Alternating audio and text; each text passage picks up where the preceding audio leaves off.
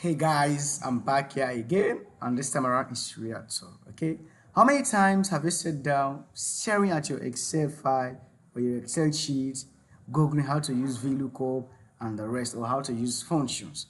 All right, yeah, of course, me too. All of us have been through that. Okay, today I'm going to show you how you can let ChatGPT do the heavy lifting inside Excel.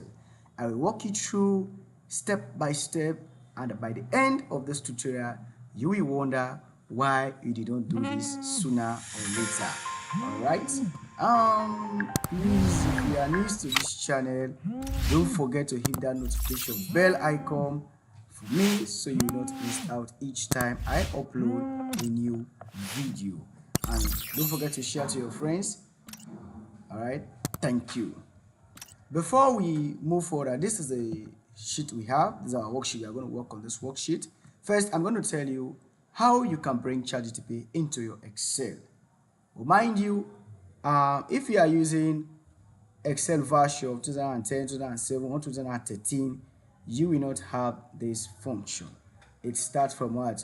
From 2013 upward.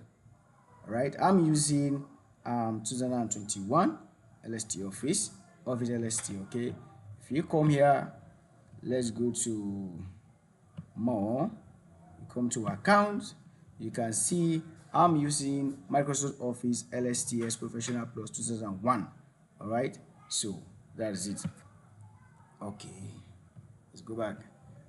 So if you are using Excel 2007, 2010, you might not found this. All right, so now the first method we are going to use is by using what? The add-ins. We have other ways to bring ChatGPT, which is used by video coders or powerful users, but I'm going to use a simple form.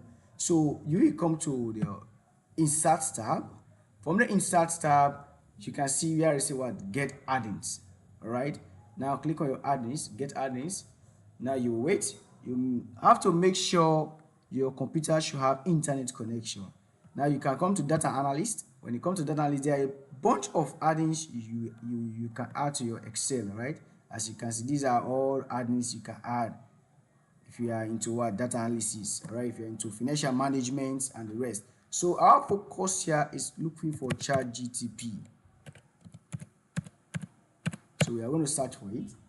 Now this is it, ChatGPT. All you have to do, click on add, and when you click on add, follow the step. All right, I'm not going to do this because I've already have the ChatGPT into my Excel. All right, this is how you do. When you add the ChatGPT into your Excel, you go to your home tab, and right at the corner here you will see ChatGPT. All right, you click on ChatGPT. When you click on ChatGPT, of course you have to log in with your email address or whatever method you are going to use. And when you click on ChatGPT, you have already signed in. You will see ChatGPT will detect your worksheet you are in automatically. As you can see, I'm into what? Employee master L1 selected. As you can see, if I click on the salary sheet here, you can see ChatGPT will detect also the sheet I'm in. And if I go to the settings sheet, you can see again ChatGPT will detect the sheet I'm in. Now let's go back to our employee master sheet. This is our employee master sheet. So all I want to do here, I'm going to tell ChatGPT exactly what I want. Now the first thing I'm going to do here, I want ChatGPT to create a pivot table for me from this data. I will just say I want you to create a nice pivot table for me with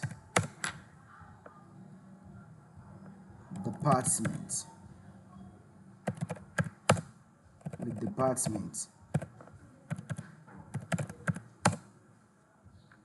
All right, now I will just send this and ChatGPT will do the work for me.